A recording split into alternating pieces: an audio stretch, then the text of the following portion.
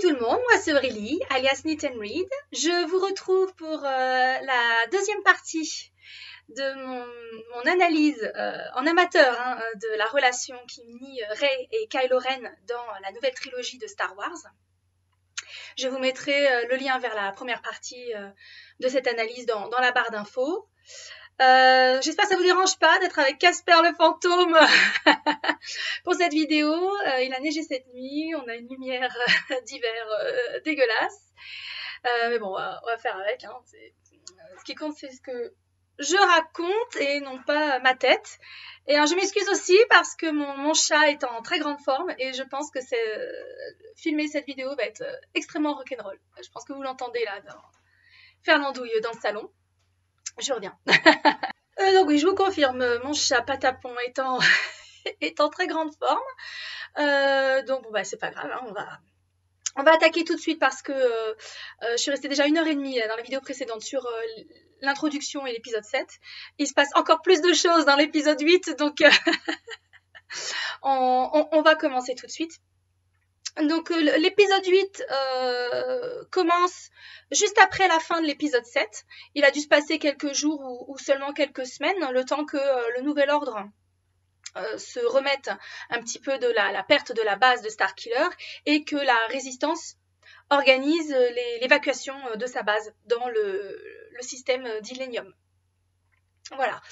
Donc on retrouve les personnages très peu de temps après la fin des événements de l'épisode 7, ce qui est une nouveauté dans la saga Star Wars, dans les films, parce qu'en général il y a toujours un gap de plusieurs années entre les films. Donc déjà rien que ça, ça nous place dans une ambiance un petit peu particulière pour l'épisode 8. Nos personnages n'ont pas eu le temps de se remettre de ce qui leur est arrivé, n'ont pas eu le temps de processer ce qui leur est arrivé quelques jours ou quelques semaines auparavant. Et je pense que ça a un impact sur leurs interactions et sur leurs émotions dans l'épisode 8. Alors, dans l'épisode 8, au tout début, on retrouve Kylo. Je crois que c'est Kylo qu'on retrouve en premier. Et on le voit avec Snoke. Et c'est une scène qui est très importante pour la suite du développement de Kylo. Parce que on a une vision plus complète de sa dynamique avec Snoke. On réalise à quel point Snoke est une présence toxique, castratrice pour Kylo. Il va le couvrir de louanges ou flatter son ego dans une phrase, et la phrase suivante, il va complètement le démolir, le fragiliser.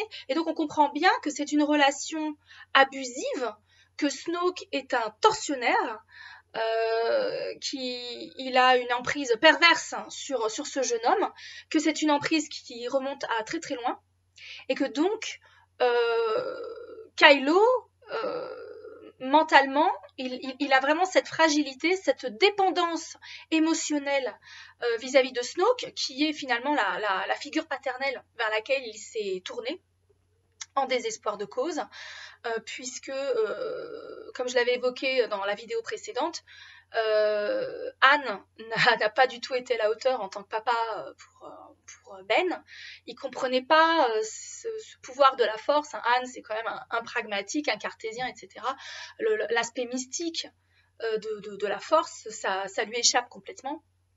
Et je pense qu'il ne pouvait pas connecter avec Ben sur cet aspect-là.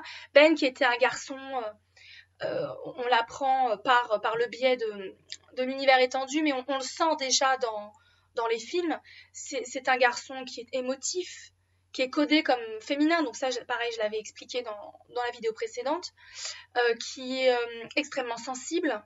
C'est un fils à sa maman, clairement. Et en fait, l'éloigner de sa mère quand il était jeune, c'était la pire chose qui pouvait se passer, parce que typiquement Ben, c'est le genre de petit garçon qui avait vraiment besoin de l'amour inconditionnel de sa mère pour se construire, pour se sentir à l'abri.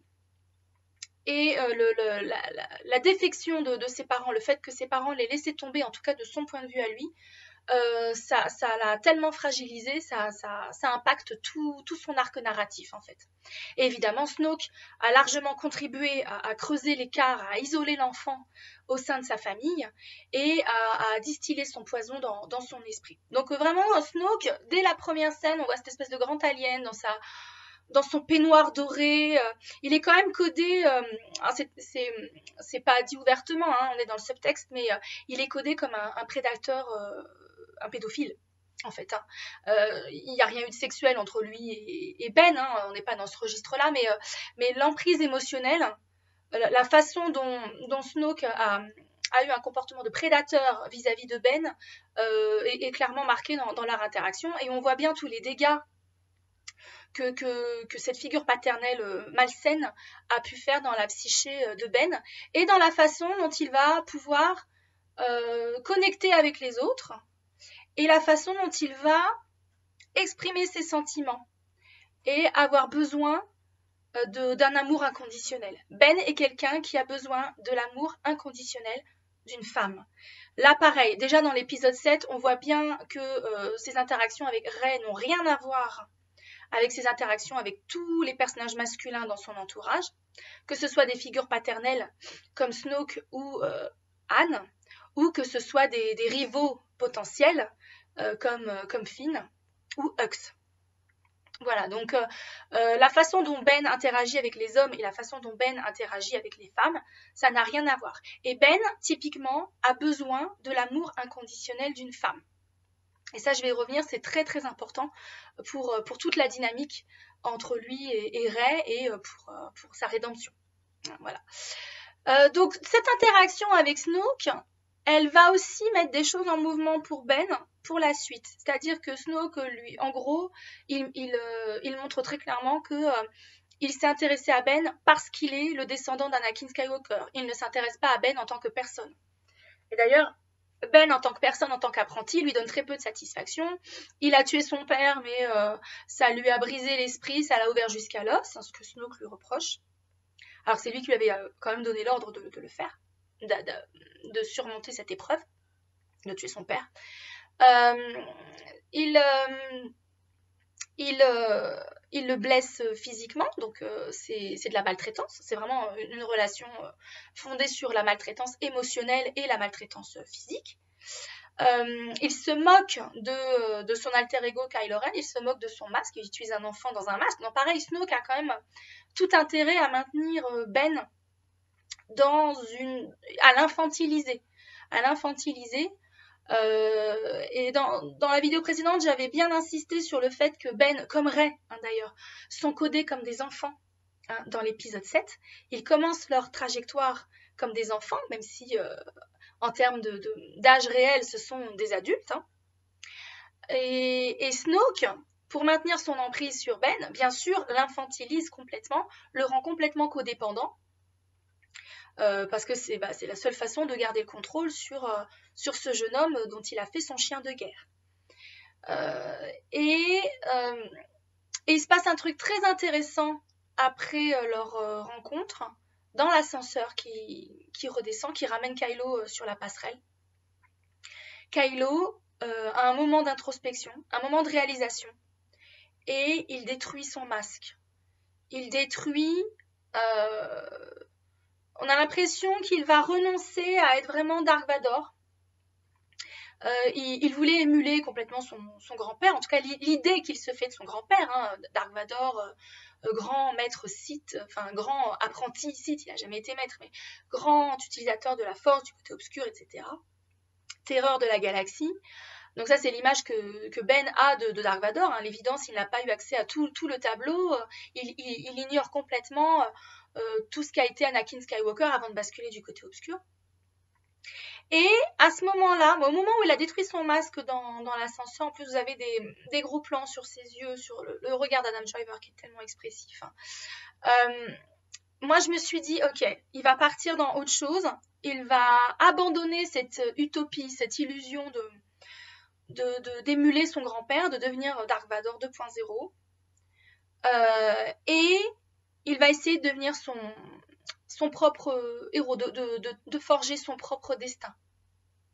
Donc ça, c'est un moment très important pour Kylo parce que c'est la preuve qu'il est effectivement entré en rébellion contre ses illusions, contre son programme de vie, en tout cas ce qu'il avait prévu de faire jusqu'à présent, et que son parcours va prendre un tournant significatif. C'est aussi une façon pour lui de réclamer à nouveau son identité. Oui, Snoke s'est moqué du masque, donc Kylo a tombé le masque, il le détruit, mais il va faire autre chose. Il va mettre un autre masque, un masque métaphorique cette fois-ci. Et c'est aussi le signe, enfin on voit un moment où Kylo se rebiffe face à Snoke. Snoke lui dit oui, t'as été battu par une fille qui avait jamais tenu un sabre laser de sa vie, machin. Hein.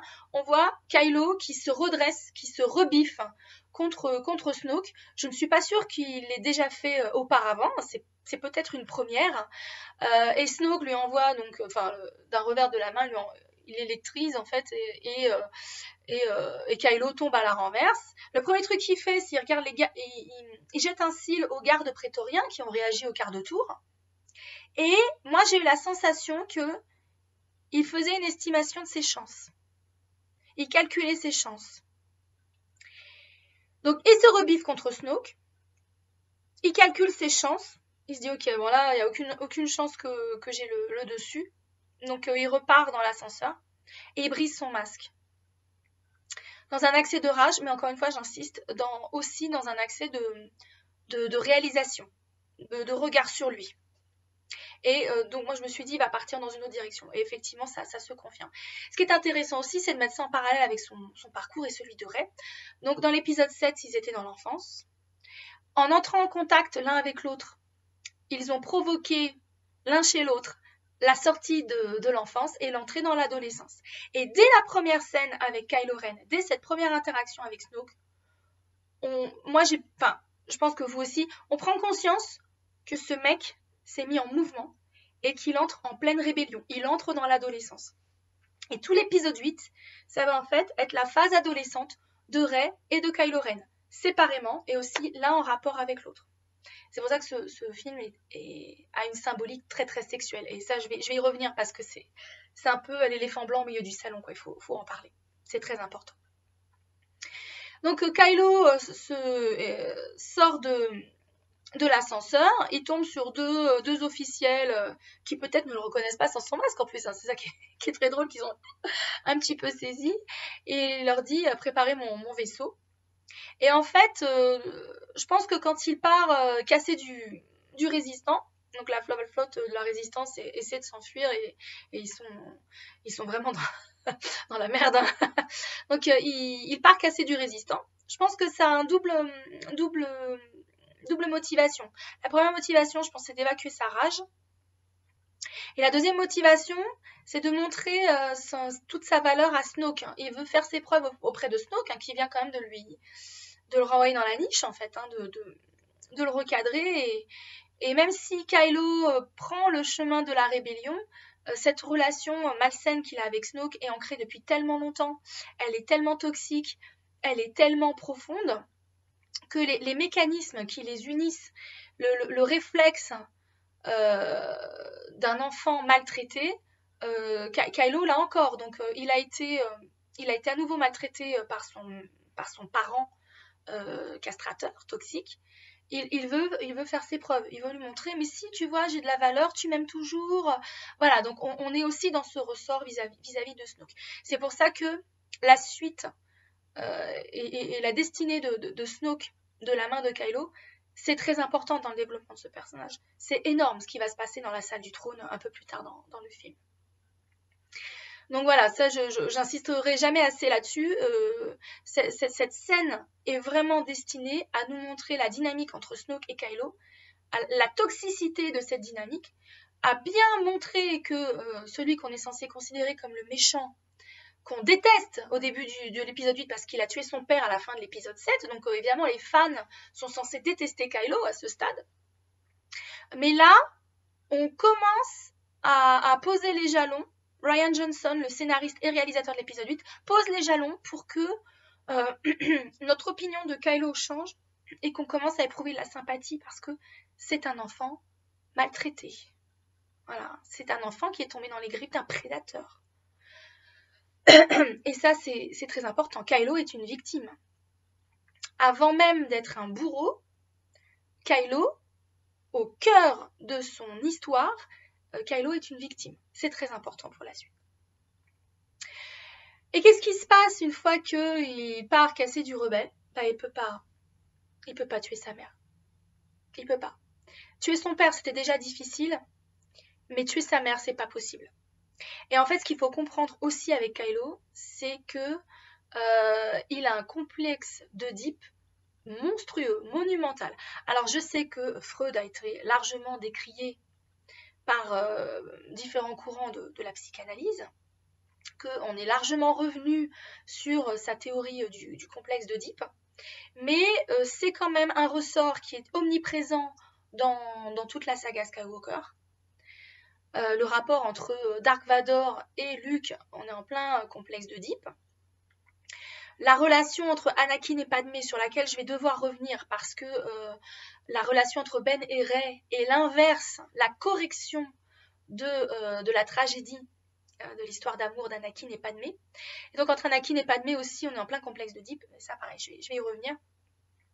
Donc Kylo est un fils à sa maman. Kylo a besoin de l'amour inconditionnel de sa mère, qu'il n'a pas obtenu quand il était enfant, parce que Leia était overbookée à essayer de rétablir la République, etc. Elle n'a pas accordé le temps nécessaire et l'affection nécessaire à son fils. Je ne suis pas en train de dire que Leia a négligé son fils ou qu'elle ne l'aimait pas. Bien évident que ce n'est pas le cas.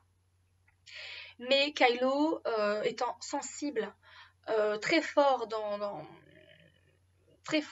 la force, dans l'utilisation de la force, etc., très affectueux, très féminin, très en demande, il n'a pas obtenu le soutien émotionnel dont il avait besoin de la part de sa mère.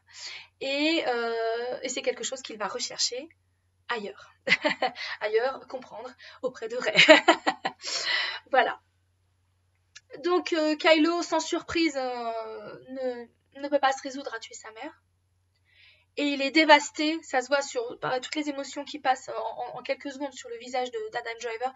Il est dévasté quand les autres pilotes du Nouvel Ordre, du Premier Ordre, tirent sur la passerelle du vaisseau amiral rebelle et éjectent sa mère dans l'espace. Donc lui, à ce moment-là, Kylo, pense que sa mère est morte. Il ne la capte plus dans la force. Je pense que Leia a dû mourir pendant quelques secondes ou tomber dans un coma avant de pouvoir utiliser la force et de revenir dans le vaisseau. Kylo n'en a aucune conscience. Et donc ça, c'est important parce que ça veut dire jusqu'à la fin du film, il n'a aucune idée que sa mère est toujours en vie. Donc au moment où cette scène se termine, Kylo pense avoir perdu tous ses deux parents.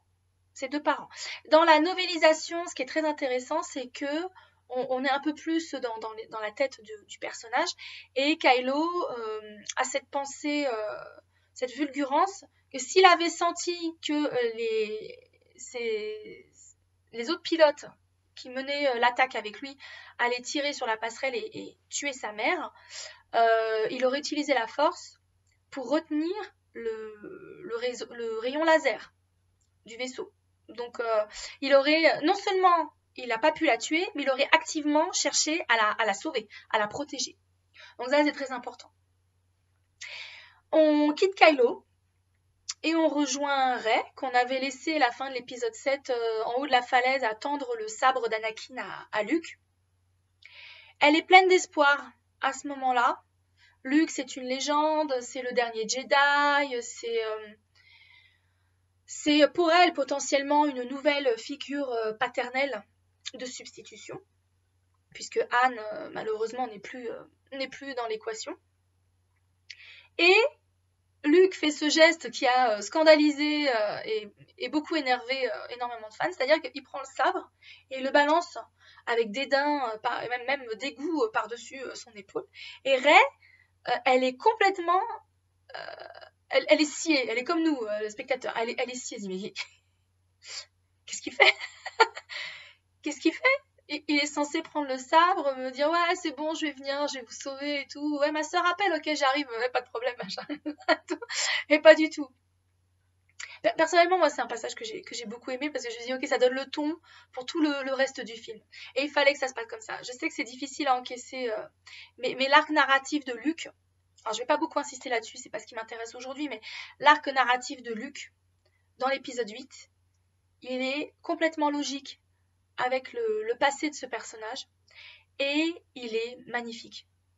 La destinée de Luke, la fin de Luke, ça j'y reviendrai en détail parce que c'est important par rapport à l'arc de Kylo Ren.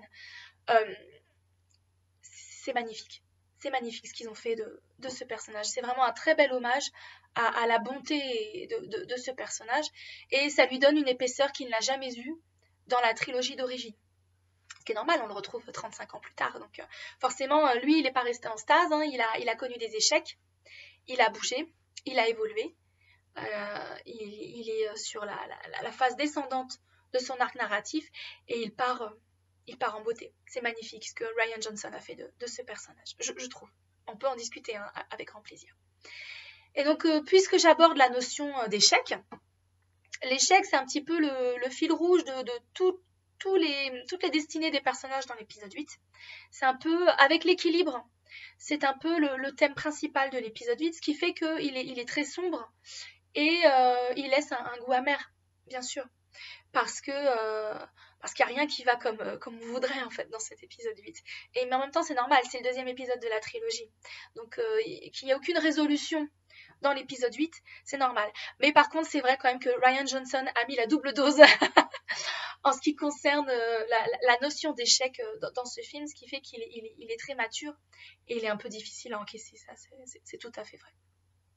Et donc, premier échec pour Rey. Elle pensait qu'elle allait ramener Luke et pas du tout. Luke est récalcitrant, il veut rien avoir à faire avec elle.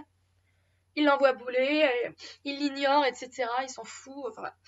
Donc Rey, sa légende, la légende de Luke Skywalker, elle en prend un coup. Elle en prend un coup dans l'aile. Et pour Rey, c'est le premier indice que cette phase adolescente, le milieu de son parcours d'héroïne, va être rempli de désillusions. Mais elle a besoin de ça pour grandir. Il faut que ses illusions d'enfant, que ses rêves d'enfant disparaissent les uns après les autres et qu'elle se confronte à la réalité. Systématiquement, elle va être confrontée à la réalité. Tout ce à quoi elle ne veut pas faire face, elle va devoir l'affronter, l'encaisser, l'intégrer pour grandir, pour enfin passer à l'âge adulte dans l'épisode 9. Donc ça, c'est très très important. Et cette première déconvenue avec Luke, c'est sa première confrontation avec Bienvenue dans le monde réel. Hein, vraiment, c'est ça. Mais Rey, c'est quelqu'un qui a appris la résilience, qui a appris la patience sur Jakku, à attendre des parents qui ne reviendront jamais pour elle, qui a appris à attendre son heure, à travailler, à persévérer. C'est quelqu'un d'extrêmement opiniâtre, Rey. Et donc, elle va mettre ses qualités qu'elle a acquises au prix de combien de souffrances, hein, elle va mettre ses qualités à profit pour essayer de rogner la résistance de Luke, pour essayer d'obtenir qu'il revienne auprès de Leia, qu'il revienne auprès de la résistance et qu'il sauve les gentils. Parce que Rey, au début de l'épisode 8, elle a encore une vision du monde qui est tout en noir ou en blanc, qui n'a pas de nuance. C'est normal, c'est encore une enfant, elle entre à peine dans l'adolescence, donc elle voit tout en noir ou en blanc. Ça aussi, ça va changer par la force des choses. En se confrontant à la réalité, évidemment, on introduit la nuance dans notre perception des événements et des gens. Donc ça, pareil, ce travail, Rey, elle a vraiment besoin de le faire. Et donc, elle reste sur l'île d'Arto.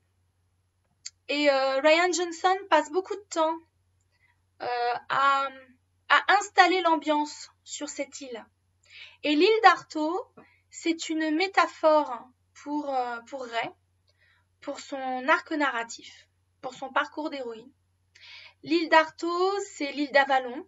J'ai déjà évoqué dans la partie précédente, dans la vidéo précédente, les liens entre la nouvelle trilogie, mais bon, c'est aussi valable pour l'ancienne, hein, mais les liens avec la légende arthurienne. Le sabre d'Anakin Skywalker, c'est Excalibur. Il y a énormément d'enjeux narratifs qui sont associés à la possession de ce sabre. Ça, on va y revenir évidemment avec la fin du film, avec la salle du trône, etc. Donc Artho, c'est l'île d'Avalon, c'est une île sacrée. Il y a le premier temple Jedi qui est un arbre. Donc ça, moi, le fait qu'on soit installé en Irlande, qu'on soit sur une île très très verdoyante, battue par les vents, entourée par une mer déchaînée, que le premier temple Jedi, ce soit un arbre avec une forme tourmentée. On est un peu à Sleepy Hollow, hein. Moi, ça m'a fait penser au Sleepy Hollow de Tim Burton, au conte gothique. Je vais y revenir aussi, ça c'est très important, la notion de conte gothique, de récit gothique dans la nouvelle trilogie. Tout ça, c'est donc, comme je le disais, c'est une métaphore pour le parcours de l'héroïne, de Rey, et en particulier pour l'éveil de sa sexualité. Donc, tout ce qui se passe sur Artho, la mise en place d'Artho, plus largement du film, mais en particulier Artho, qui est vraiment l'espace de Rey, elle en fait son espace. C'est l'espace de Luke, évidemment, puisqu'il est exilé volontairement, hein, sur cette île sacrée depuis des années. Mais très vite, Rey va devoir s'approprier cet espace. C'est un endroit qu'elle aime beaucoup. On la voit jouer avec la pluie. C'est assez touchant d'ailleurs, hein, cette fille du désert qui est entourée de toute cette flotte. Elle est en émerveillement, hein, devant toute cette eau. La pluie, la mer, les embruns, ça lui parle. Et l'eau, l'élément liquide, l'eau, c'est très important en termes de symbolique, puisque ce sont les pulsions souterraines. Ce sont les mystères qu'on va révéler. C'est aussi l'élément féminin. Et donc le fait que Rey soit sur cette île où la flotte est omniprésente, elle est toujours trempée, même si elle a un kawaii, elle est toujours trempée. Dans toutes les scènes où elle est sur Artho, elle est mouillée. Évidemment, c'est un signe très fort de l'éveil de sa féminité et de sa sexualité. Vous avez plein d'autres clins d'œil qui sont assez dérangeants, qui font que visuellement quand même ce film, il est magnifique, hein. Il y a vraiment des morceaux d'anthologie. Visuellement, c'est très très beau, mais on est souvent mal à l'aise. On est souvent mal à l'aise dans ce film. Et c'est voulu. C'est parce que la symbolique sexuelle liée à l'éveil de la sensualité, de la libido de l'héroïne, elle est omniprésente. Omniprésente. Là, vraiment, Rian Johnson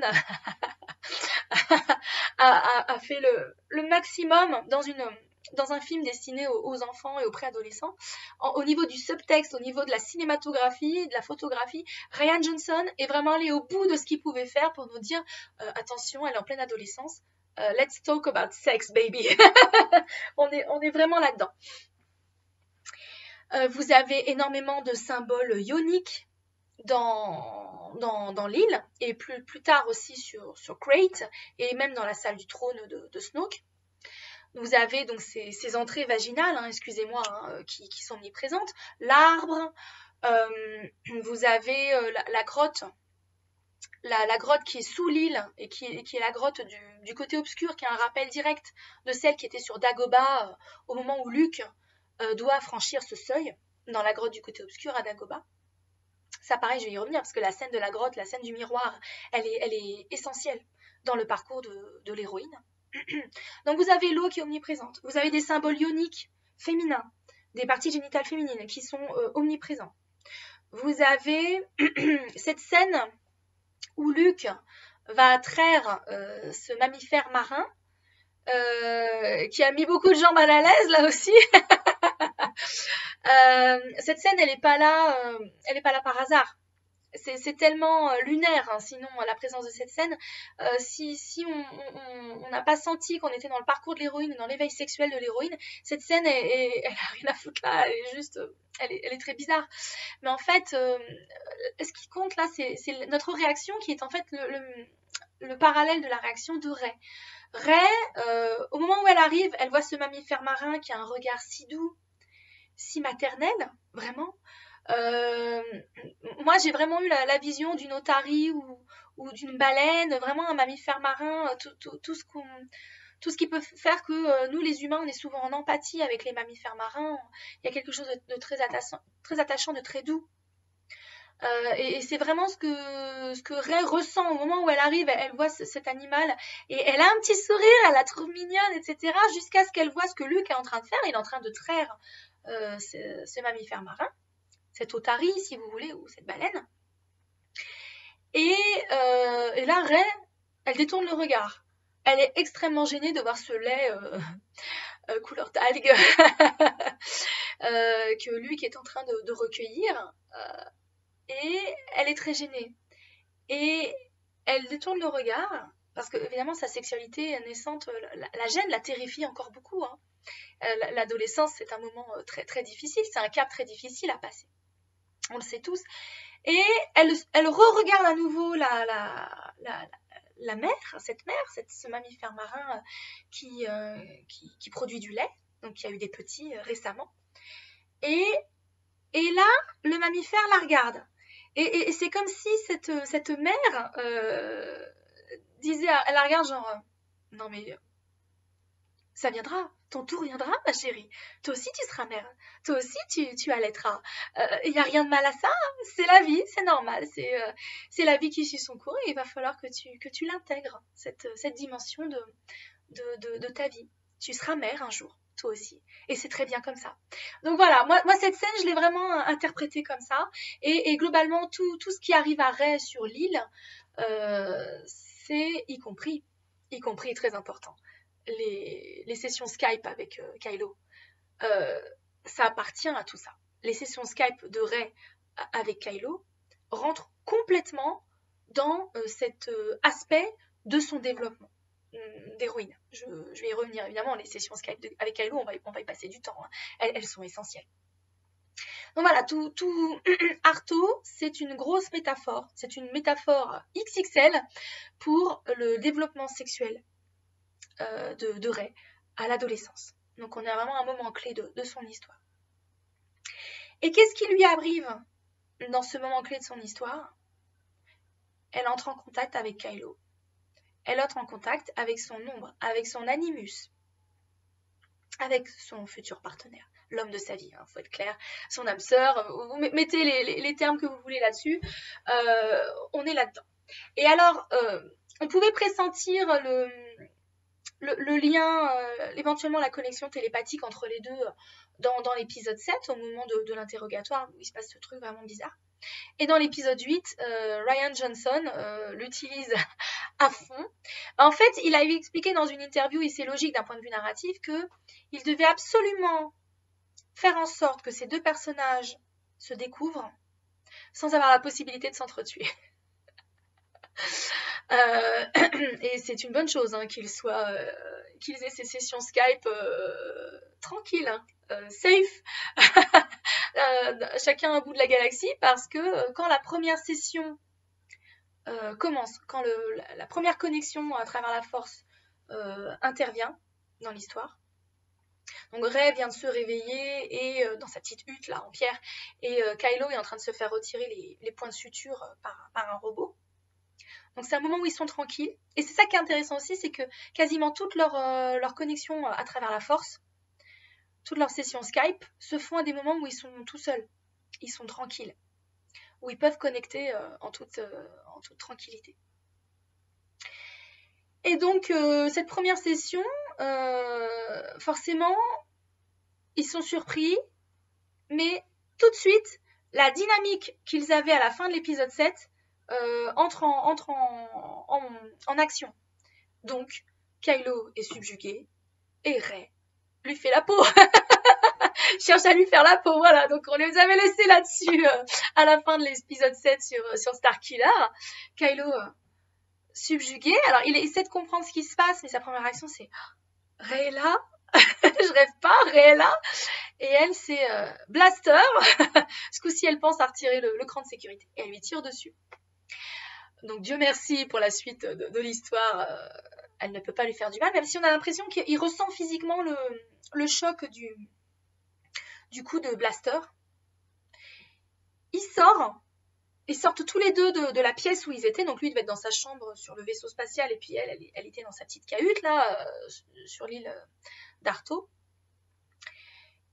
Ils sortent. Elle court, elle est là avec son gun, elle se rend compte qu'elle a fait un trou dans le mur en pierre, elle comprend pas trop ce qui se passe, etc. Donc elle se retrouve dehors dans la cour. Et lui, il glisse comme un petit garçon dans le couloir du vaisseau spatial, c'est trop mignon. On sent qu'il il veut comprendre ce qui se passe, il veut pas la perdre de vue. Donc ça, pareil, dans leur dynamique, ça n'a pas changé depuis l'épisode 7. Kylo ne veut pas que Rey lui échappe. Ça n'a pas changé. Et ça changera pas pendant tout l'épisode 8 non plus. Et je suppose que dans l'épisode 9, il lâchera pas l'affaire. Parce que s'il y a bien un truc, je disais tout à l'heure que Rey est extrêmement opiniâtre et persistante, etc. Kylo ne sait pas lâcher l'affaire non plus. C'est une fois qu'il tient à quelque chose, il est comme un chien qui suit une piste, un chien de chasse. Il ne lâche pas sa proie.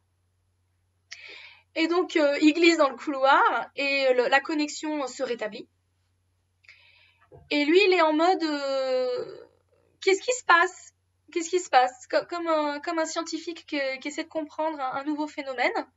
Il essaie de comprendre ce qui se passe.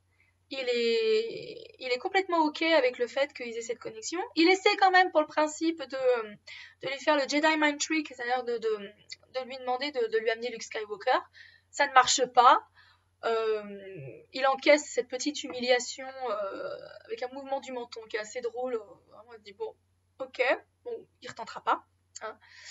Et c'est la dernière fois où on sent qu'il essaie de trouver Luke Skywalker. Donc là, il y a un shift qui se fait. Montre-moi où est Luke Skywalker. Ça marche pas. Ok, de toute façon, ce qui m'intéresse vraiment, c'est ce qui se passe entre toi et moi. Donc voilà, moi je l'ai vraiment reçu comme ça en fait, cette première interaction. Donc elle est en rage, elle écume presque.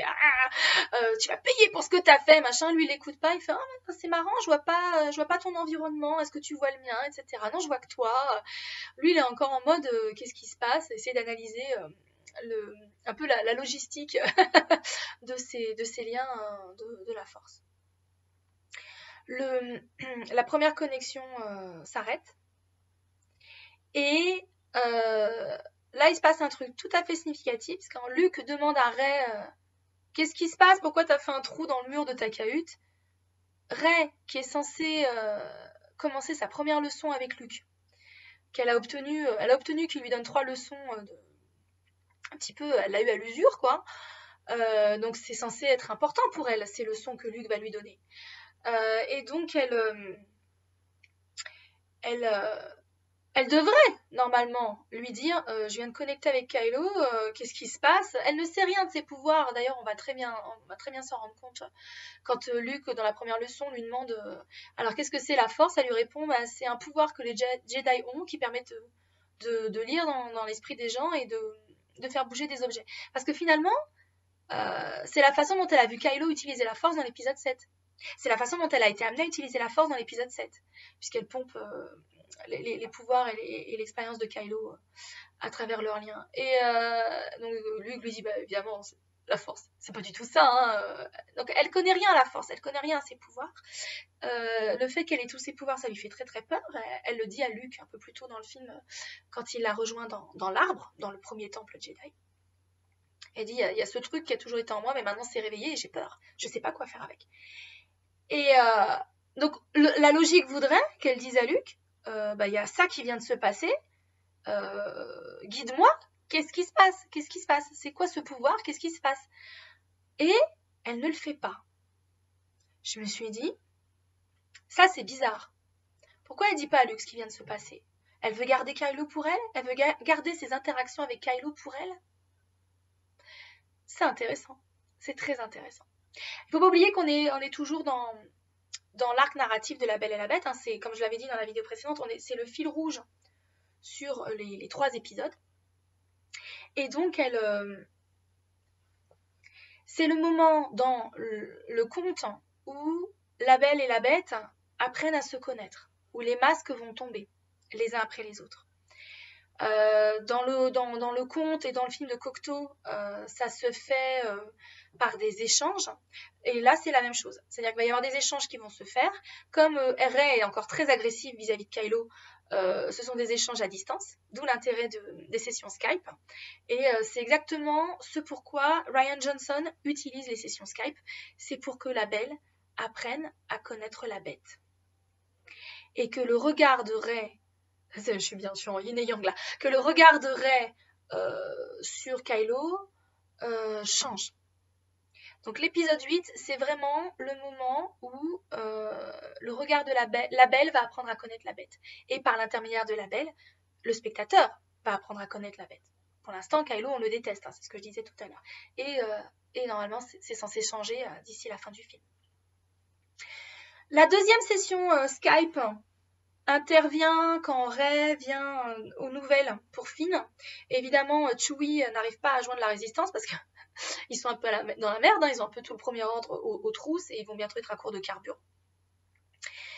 Et elle sort du Faucon Millenium et elle a ce sourire, elle est tellement mignonne, il tombe, il pleut comme vache qui pisse, hein, et elle est là, elle touche l'eau et encore une fois, on se rappelle que c'est une fille du désert, donc toute cette eau, c'est une source d'émerveillement pour elle. C'est aussi un rappel il est question de sa féminité, hein, de l'éveil de sa féminité, de sa sexualité. Patatras, sur ces entrefaites qui arrivent, Kylo, deuxième session Skype, qui est, je pense, ma préférée. J'aime beaucoup cet échange qu'ils ont tous les deux. Donc lui, il est encore en mode mais qu'est-ce qui se passe? Pourquoi est-ce que la force nous connecte tous les deux? Apparemment, il a rien contre, hein. Lui, ça lui va très bien, hein. Tant qu'il est avec Rey, ça lui va très bien. Ça n'a pas changé depuis l'épisode 7. Mais il aimerait bien quand même comprendre pourquoi la force les connecte tous les deux. Ça l'intrigue, bien sûr. Elle est encore en mode espèce de serpent assassin, gna gna gna, c'est trop tard, j'ai trouvé Skywalker, gna gna. Donc elle est beaucoup dans la rage. Elle lui crache son venin, elle le traite de serpent et en même temps c'est elle qui crache son venin à sa tronche. Et lui, manifestement, il est blessé des paroles et du regard qu'elle porte sur lui. Il est profondément blessé. Mais l'intérêt dans cet aspect-là, au-delà de montrer que la Belle a encore une perception extrêmement négative, péjorative de la Bête, c'est aussi Rey va en fait verbaliser toute la haine que Kylo a envers lui-même. C'est-à-dire ce que Kylo qui projette beaucoup, ça aussi je l'avais évoqué dans la vidéo précédente. Kylo projette beaucoup, l'introspection c'est pas son truc, hein, du tout. Et donc il peut pas dire oui j'ai tué mon père, machin, je suis un monstre, encore que juste après il va un peu me faire mentir, mais vous allez voir pourquoi. Et elle verbalise toute cette rage, toute cette haine qu'il éprouve vis-à-vis de lui. Donc en fait, elle lui fait du bien. De ce point de vue-là, elle lui fait du bien. Et vraiment, ces sessions Skype, au-delà du fait qu'ils apprennent à se connaître, c'est un peu comme des thérapies, des sessions de thérapie, des séances de psychothérapie miniature en fait. Parce que les échanges durent rarement plus d'une minute. Et donc voilà, finalement, ils passent pas tellement de temps à l'écran ensemble. Mais chaque interaction est extrêmement puissante et significative et importante pour eux. Et donc là, il lui dit un truc qui moi m'a fascinée. Il lui dit tu as ce même regard que dans la forêt, donc sur Starkiller, quand tu m'as traité de monstre.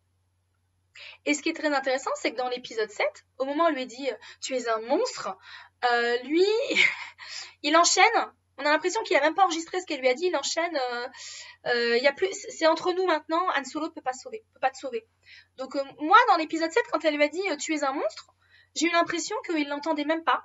Il était dans son truc et il continuait à enchaîner la conversation. Enfin, plutôt l'échange.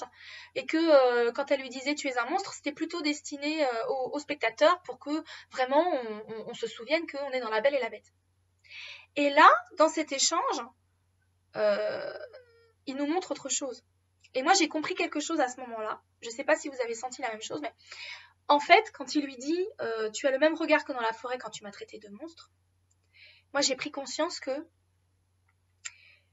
toutes ces interactions avec Rey, Kylo les enregistre dans le moindre détail. C'est pour ça qu'il la fixe, qu'ils ont des regards, des échanges de regards d'une telle intensité. Il est focalisé sur elle, il fait abstraction de tout le reste. Et je me suis dit, ok, donc ça veut dire qu'en fait, la moindre expression de son regard, le son de sa voix, la gestuelle de Rey, vraiment tous les aspects de leur conversation, de leurs échanges, Kylo enregistre tout. Et je suis persuadée qu'il se repasse les scènes dans sa tête, en boucle, en boucle. Il pense sans arrêt à elle. Moi, j'ai vraiment reçu cette sensation, en fait, en particulier dans cet échange. C'est peut-être pour ça aussi que c'est celui que je préfère, ce Skype-là. Et elle lui répond « Mais tu es un monstre !» Ce qui est un écho direct à un passage de La Belle et la Bête. À un moment donné, La Belle... Dans le film de Cocteau. La Belle caresse la tête de la Bête, donc on a progressé dans leurs interactions, elle a moins peur de lui, voilà. C'est un peu en filigrane ce qui se passe avec Rey et Kylo, bien sûr. Elle lui caresse la tête et il lui dit « Vous me flattez comme on flatte un animal ». Et elle lui dit « Mais vous êtes un animal ». Et donc ça, c'est intéressant parce que ça veut dire que la Bête, elle voit la Bête pour ce qu'il est vraiment. Le côté monstrueux ne lui est pas caché. Malgré tous les efforts de Kylo dans l'épisode 7 où il se démasque pour elle dans la scène interrogatoire, il est plus doux avec elle. Alors il s'y prend, il est très maladroit, hein. Il ne sait pas interagir avec une jeune femme, manifestement. Il ne sait pas comment s'y prendre parce qu'il est quand même... lui, il se veut doux et rassurant et en fait, il est creepy. Hein. Il est complètement creepy. Hein. Parce qu'encore une fois, les codes sociaux pour ce genre d'interaction, il les a pas. Ça se confirme d'ailleurs dans l'épisode 8, hein. Il ne sait pas du tout interagir avec la femme qu'il convoite de façon complètement saine et acceptable. C'est au-dessus de ses forces, manifestement. Il ne sait pas faire. Et donc Rey lui dit oui, tu es un monstre. Et là, il se passe un truc énorme. Il se rapproche d'elle. Donc déjà, il est super sexy. Et il lui dit oui, je suis un monstre. Il le reconnaît. Et là, c'est le moment où Rey, elle est harponnée. C'est le moment où elle commence enfin à se poser des questions sur lui et à se dire, il se passe peut-être autre chose que ce que j'imaginais, parce qu'à un moment donné, elle lui dit, moi je sais tout sur toi, machin. Ah ouais, tu sais tout? Ah ouais, tu sais tout. Puis t'as dit pourquoi j'avais détruit son temple? T'as vu ce qui s'est passé cette nuit-là? Bah non, mais je sais tout sur toi. Ah ouais. Et en fait, Kylo, il veut la séduire. C'est-à-dire que comme là, il n'a plus la possibilité de l'attacher, de la garder près de lui physiquement, comme il avait fait dans l'épisode 7, il change de stratégie, il va essayer de l'intriguer, il va essayer de la séduire. Il veut, comme dans l'épisode 7, il veut lui montrer Ben Solo, il veut lui montrer qui il est vraiment, mais il va juste devoir s'y prendre autrement. Donc dans l'épisode 7, j'avais évoqué le fait qu'il était quand même assez bestial avec elle. On est quand même sur un registre chasseur-proie, hein, dans l'épisode 7, dans leur dynamique. C'est toujours le cas dans l'épisode 8, mais comme je l'avais évoqué, c'est plus subtil, puisque là, il est toujours en mode chasse, mais il va essayer de la séduire, il va essayer de l'intriguer, en lui révélant, ou en la poussant à chercher à comprendre, plutôt, ce qui s'est passé entre lui et Luke. Et pourquoi il est devenu Kylo Ren. Donc, en fait, ses objectifs à Kylo n'ont pas changé depuis l'épisode 7. Il veut toujours se rapprocher de Rey. Il veut obtenir l'amour inconditionnel d'une figure féminine. Et donc là, je rebondis sur le complexe d'Oedipe que j'avais évoqué tout à l'heure en parlant de Kylo, qui est très très proche des archétypes de l'usurpateur et de la sainte mère ou de la reine. Donc je vais vous mettre un lien en barre d'infos vers une analyse qui a été très bien faite par une nana qui s'appelle Otse, sur l'archétype de l'usurpateur et de la reine-mère, que moi je connaissais pas présenté sous ces termes-là en tout cas. En fait, on est dans du complexe d'Oedipe pur et dur. Kylo fait un transfert sur Rey. C'est vrai que toutes les femmes de Star Wars se ressemblent, hein, Padmé, c'est un peu une copie carbone de Shmi, la mère d'Anakin. Donc il fait un transfert oedipien sur elle. Et à ce stade, Anakin, Kylo, même combat, hein, dans leur relation aux femmes. Et Rey, elle ressemble quand même beaucoup à Leia aussi, hein. Elles sont toutes brunes aux yeux marrons, ce sont toutes des femmes très très fortes, qui ont énormément de pouvoir intérieur, qui sont très protectrices. Kylo a pu s'en rendre compte, hein. Sa mère évidemment est très protectrice de la cause, du bien commun, hein, de la rébellion, etc. Il l'a payé cher, hein, puisque ça s'est fait un peu au détriment de ses propres besoins affectifs, hein, en tant qu'enfant unique de Leia. Et Rey, il a largement eu l'occasion aussi de s'en rendre compte, est extrêmement protectrice des gens qu'elle considère comme siens, comme ses amis. Elle a recours très rapidement à la violence, hein, c'est une lionne, hein, comme je l'avais dit dans la vidéo précédente. C'est valable quand il faut protéger BB-8 sur Jakku, c'est valable aussi quand il faut protéger Finn sur Starkiller, quand elle prend le sable d'Anakin et qu'elle essaie de trouer la peau de Kylo Ren. Donc Rey, pour Kylo, c'est une femme, c'est une jeune femme en devenir, hein, qui est extrêmement protectrice, qui est maternelle, pas dans le sens doux, je vais te faire un câlin, machin. Elle a encore du mal avec le contact physique. Elle a franchi cette étape avec Finn, où elle lui tend la main, elle lui fait un bisou au moment de lui dire au revoir quand elle part retrouver Luke. Leia lui a fait un câlin, donc elle a moins de mal avec le contact physique, mais c'est pas encore ça, quoi. Par contre, elle est extrêmement maternelle dans la façon dont elle protège ses petits. Ses petits au sens métaphorique. Donc BB-8, Finn, et un peu plus tard dans le film, Kylo lui-même. Donc ça, je vais y revenir, parce que c'est très important. Je vais juste... parce que là, c'est plus possible, je vais mettre le store. Ah oui, c'est mieux. Effectivement. Donc, suite à ce deuxième échange, on sent que notre ami Rey commence à se poser des questions sur ce qui s'est passé entre Luke et Ben Solo. Elle a une relation avec Luke qui est pas facile, hein, parce que c'est un maître récalcitrant et il n'est pas du tout sécurisant pour elle. C'est-à-dire qu'il aurait pu devenir une figure paternelle comme Anne, mais là où ça a matché tout de suite avec Han Solo, avec Luke, la mayonnaise elle prend pas, quoi. Et la mayonnaise elle prend pas, ce qui est étonnant parce que comme elle est ce prodige de la force, on pourrait s'attendre, et je pense qu'elle s'attendait à ce que ça match avec Luke, qu'il lui apprenne plein de choses. Et finalement, il lui apprend pas grand-chose, Luke. Celui qui va vraiment la former pendant son temps sur Arto / l'île d'Avalon, c'est Kylo. Kylo qui s'était proposé de devenir son maître à la fin de l'épisode 7, elle l'a envoyé bouler, bien sûr, elle l'a envoyé bouler. Mais finalement, par un concours de circonstances, et parce qu'il veut la séduire, et parce qu'il veut lui montrer qui il est vraiment, il va finir par remplir ce rôle, malgré tout, de façon cachée, de façon non revendiquée, en fait. Il n'y a pas l'étiquette sur le fait qu'il devient son maître, mais finalement, par ces sessions Skype qui sont, encore une fois, des séances de psychothérapie condensées, qui sont aussi les échanges de la Belle et la Bête pour qu'ils apprennent à se connaître en toute sécurité, puisqu'ils sont à distance physique l'un de l'autre. Évidemment, ça va lui faciliter la tâche. Et donc Kylo va remplir finalement un rôle extrêmement important pour Rey, parce que comme il lui dit la vérité sans phare, Kylo finalement c'est le seul qui lui ment pas à Rey, qui lui mentira pas. Y compris à la fin, il va pas lui mentir. Il va essayer de la manipuler, mais il lui ment pas. Alors que Luke lui ment. La première fois, il lui raconte ce qui s'est passé la nuit où lui et Ben, ça a clashé.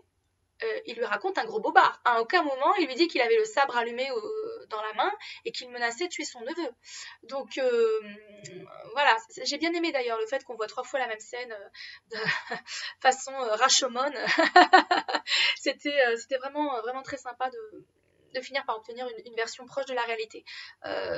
Évidemment, on est tributaire des perceptions des uns et des autres, des deux personnages concernés, donc Luke et Kylo.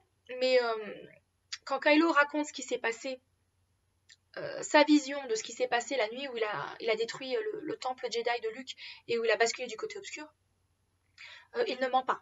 C'est sa perception. C'est vraiment comme ça qu'il a vécu la scène.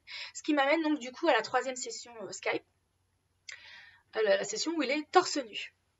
Alors, moi j'ai trouvé ça un petit peu dérangeant qu'il soit torse nu, parce qu'Adam Driver je le trouve pas. Il est musclé, etc. Mais je trouve qu'il est pas très bien proportionné. C'est pas vraiment un beau mec, hein. Je l'avais déjà souligné dans ma vidéo précédente.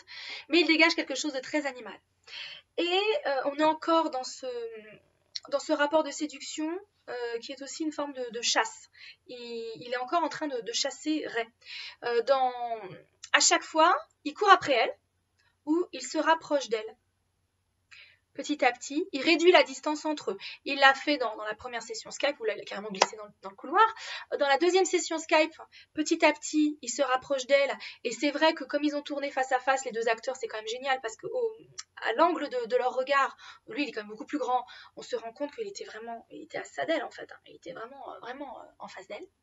Et dans la 3e session Skype, à nouveau, déjà, elle est complètement... elle est perturbée par le fait qu'il ait rien sur lui, qu'il soit torse nu. Elle lui demande de se couvrir et on dirait vraiment une jeune vierge rougissante. Hein, c'est très drôle. C'est ce qu'elle est en même temps. Hein. Donc voilà, il refuse de se couvrir. Il a arrêté de mettre des subterfuges, de cacher sa vérité face à Rey. Il ne veut pas. Donc c'est une épaisseur supplémentaire à laquelle il renonce. C'est un subterfuge, une barrière supplémentaire à laquelle il renonce pour que Rey voie l'homme qu'il est vraiment. Dans tout son physique et sa sexualité. Donc voilà, le fait qu'il soit torse nu, c'est aussi pour enfoncer le clou, pour insister sur le fait qu'on est dans l'éveil sexuel de l'héroïne. Vous avez dans leurs échanges des choses extrêmement sexuelles. À la fin du 2e Skype, quand la vague arrive sur Rey et que c'est lui qui reçoit l'eau de la mer dans sa bouche, sur son visage, il l'essuie comme ça, et il regarde son gant, et effectivement l'eau a traversé le temps et l'espace pour arriver dans le vaisseau spatial sur le gant, sur le visage et le gant de Kylo Ren. Je vous fais pas le dessin. C'est un clin d'œil très appuyé. On est dans le subtexte, hein, bien sûr, les enfants ne vont pas capter ce niveau de lecture du film, mais voilà, on est sur un clin d'œil à une pratique sexuelle que vous devinez, je pense, sans difficulté, je n'insiste pas. Dans la 3e session Skype, donc il est torse nu, il se rapproche d'elle, il la confronte, il l'oblige, à confronter sa masculinité. Le fait que c'est un homme, un jeune homme, en très bonne santé, qui se rapproche d'elle et qui la convoite sexuellement. Je veux dire, là, c'est tellement clair que Kylo a envie d'elle. Il a envie d'elle à tous les niveaux, il la convoite à tous les niveaux, mais là, il la convoite sexuellement. Et il s'y prend très mal, hein, bien sûr, il la met extrêmement mal à l'aise. Elle n'est pas encore tout à fait au clair avec le réveil de sa sexualité, on est en pleine adolescence. Ce sont 2 adolescents, donc les hormones en folie, etc. Mais il l'oblige à confronter sa sexualité, sa masculinité.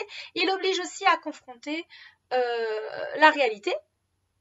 Il lui dit, il insiste toujours, est-ce que Luke t'a dit ce qui s'était passé ? Comprendre, est-ce que tu sais pourquoi je suis devenue Kylo Ren ? Est-ce que tu, enfin, as la clé pour comprendre qui je suis ? Et évidemment, si elle comprend qui il est, lui, ce qu'il espère, c'est qu'elle va l'accepter comme il est. Parce qu'on est dans cette relation oedipienne, parce qu'il a fait un transfert, parce qu'il a besoin de l'amour inconditionnel d'une femme, et il a besoin de l'amour inconditionnel de cette femme en particulier, de Rey, uniquement Rey, parce qu'elle lui rappelle sa mère, Oedipe, mais aussi parce qu'elle est son égale dans la force, qu'elle est la seule à même de comprendre ce que c'est d'avoir tous ces pouvoirs, d'être unique en son genre, d'être un exclu, un paria. Il peut connecter avec personne, ce mec. Déjà parce qu'il s'y prend mal, parce qu'il a été isolé par Snoke, etc. Parce que émotionnellement, il n'a pas forcément les billes pour le faire. Mais en plus, qui peut comprendre ce qu'il vit? Ce descendant d'Anakin Skywalker qui est pété de pouvoir dans la force, etc. et qui n'avait pas jusqu'à présent d'homologue, d'alter ego. Il y a que cette jeune femme qui peut le faire. Donc à tous les niveaux, il la convoite, il est attiré par elle. Il faut absolument que lui arrive à la séduire pour qu'elle adopte son point de vue, pour qu'elle comprenne qui il est et pour qu'elle l'accepte. Il a un besoin viscéral qu'elle l'accepte tel qu'il est. Donc il lui ment pas, parce qu'elle lui dit oui, pourquoi t'as tué ton père, dis-moi la vérité. C'est quand même c'est assez ironique parce que elle lui dit dis-moi la vérité, alors que c'est le seul personnage qui lui a jamais menti depuis le début de la trilogie. Je veux dire, Finn lui a menti sur le fait qu'il était un Stormtrooper, Luke lui a menti sur ce qui s'est passé entre lui et Kylo Ren quand Ben a basculé. Les gentils n'ont pas arrêté de lui mentir à cette pauvre fille. Il n'y a que le méchant qui lui dit la vérité. Alors, il prend pas de pincettes, il sait pas faire, mais c'est pas grave, finalement, c'est de ça qu'elle a besoin. Elle a besoin d'affronter la vérité, c'est ce que je disais tout à l'heure, pour grandir. Et donc Kylo l'aide à grandir, en l'affrontant systématiquement, en lui disant « dis-le, est-ce que tu sais ?» Il la pousse dans ses derniers retranchements, il l'oblige à affronter la réalité. Et c'est tellement vrai que à peine ils ont raccroché de la 3e session Skype où il a sorti son leitmotiv laisse le passé mourir, tue-le si tu le dois, c'est la seule façon pour toi de devenir qui tu es vraiment, qui tu es supposé devenir. Ça l'a tellement remué d'un point de vue psychologique, parce que lui à chaque fois voilà, il la met en mouvement, il l'oblige à réfléchir, il l'oblige à affronter tout ce qu'elle veut pas affronter, et il va le faire jusqu'au bout de l'épisode 8. Elle est tellement secouée, elle a tellement envie de lui montrer qu'il a tort, etc., que ses parents l'ont pas jetée comme une ordure, se sont pas débarrassés d'elle comme moins que rien sur Jakku, qu'elle prend son courage à deux mains et elle plonge dans la grotte du côté obscur. Donc ça, c'est un moment très très important dans le parcours de l'héroïne, où elle va affronter le monde souterrain, elle va affronter son inconscient en fait. En allant chercher des réponses dans le monde souterrain, elle va affronter son inconscient. Donc elle plonge dans cette grotte qui ressemble, excusez-moi, à l'appareil génital féminin. Elle atterrit dans l'eau, évidemment, l'eau qui est un élément de transformation et de féminité. Sa coiffure se défait. La coiffure qu'elle avait depuis l'enfance, ces 3 petits chignons, se défait au moment où elle plonge dans l'eau. Donc on est bien sur une phase de transformation. On va bien passer à l'âge adulte. Et ça se manifeste aussi par un changement de coiffure, ce qui est un grand classique dans le parcours de l'héroïne aussi, le changement physique, notamment les cheveux.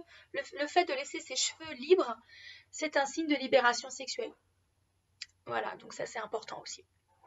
Et elle se retrouve elle a ce bad trip dans la grotte, où elle a tous ces reflets d'elle-même. C'est, je pense, alors évidemment cette scène elle est difficile à interpréter, mais je pense que c'est le moment où on doit bien sentir que Rey finalement c'est une page blanche, toujours, comme je l'avais évoqué dans la vidéo précédente. C'est une page blanche et que toutes ces Rey, tous ces avatars de l'héroïne sont tous les chemins possibles qu'elle peut choisir. C'est toutes les héroïnes possibles qu'elle peut devenir, puisqu'elle est en plein devenir, cette jeune fille. Et donc elle panique pas, comme elle l'explique en voix off. Alors ça c'est très intéressant aussi, le fait qu'elle soit en voix off. C'est la première fois qu'on a la voix off dans le film. C'est très curieux. Elle se parle à elle-même ou elle parle à quelqu'un? Et si elle parle à quelqu'un, elle parle à qui? Est-ce qu'elle est en train de raconter ça à Luke? Luke qui avait flippé au moment où, pendant la première leçon, elle est en méditation et elle a attiré, boum, direct par la grotte du côté obscur et lui dit mais t'as même pas cherché à t'arrêter, à t'y aller direct, t'as même pas eu peur, etc. Lui il flippe, mais Rey elle est pas encombrée de tous ces préjugés Jedi, faut pas aller du côté obscur, elle a pas tous ces préjugés, c'est sa grande force, c'est-à-dire qu'elle arrive, c'est une page blanche et le côté obscur s'il peut lui donner des réponses, elle va y aller sans préjugés. Donc ça préfigure quoi? Ça préfigure le fait qu'elle va trouver un équilibre qu'elle sera ni du côté lumineux, ni complètement du côté obscur. Et finalement, c'est un signe aussi que l'équilibre dans la force, donc cet enjeu cosmique de la nouvelle trilogie, c'est aussi comme ça que elle et Kylo vont l'atteindre. C'est en ayant plus ces préjugés sur faut être tout dans la lumière ou tout dans l'obscurité. Les Jedi avaient tort sur cet aspect, et les Sith aussi. Je referme ma parenthèse. Donc elle a tous ces avatars d'elle-même, tous ces doubles d'elle-même qui forment cette grande chaîne dans la grotte. Elle n'a pas peur, comme elle l'explique en voix off. Et elle se rapproche du miroir, elle touche le miroir et elle demande à voir ses parents.